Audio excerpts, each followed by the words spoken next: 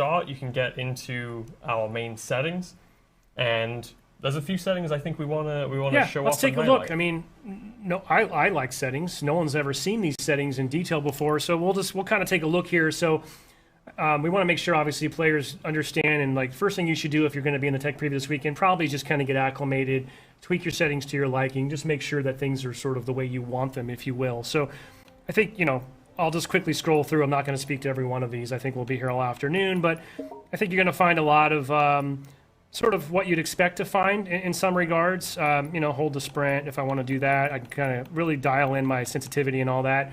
I'm pretty casual, so I kind of tend to just run default in a lot of cases. I'm not afraid to admit that. Yeah, I think that I've never gotten into all the zoom sensitivity settings, but I'm just worried I would get myself into a state where I would just never land a shot again, or who knows, maybe I would suddenly sort of evolve to the next level. Now, keyboard and mouse players on PC, and also I believe console now supports mouse and keyboard as well, excuse me. A couple of things here they might want to look at that's pretty interesting, if we can get down to it, is the fact that, triple keybinds. You have a lot of flexibility here in how you want to set up your keys.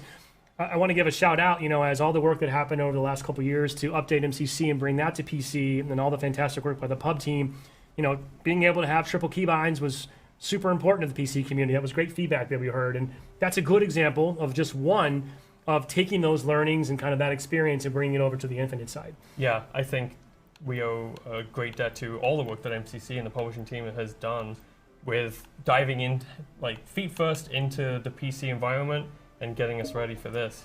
I'll hover on this one for a minute because I'm pretty sure I haven't been able to do this before in the game. Have I been able to actually just straight up drop my weapon for a teammate before?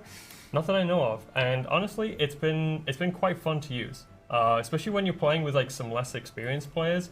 You can just secure rockets for them and then hand it over to them. They get to play around with a power weapon that they might not normally have gotten. So, dare we say maybe this is the end of betraying your teammates to take sniper? Yeah, now you just gotta extort them, I guess. Possibly. Cool, so a whole bunch of stuff here.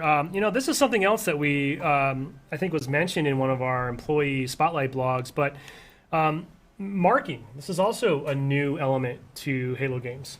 Yeah, and I've actually been really happy with the marking system. So if you're on PC, it is super easy just to mark everyone you see, and the game rewards you for it. You actually get points. You get a mark assist if someone kills someone who you've marked, and stacks with your normal assist points. And I believe there's a medal you can earn for marking enough people who get killed.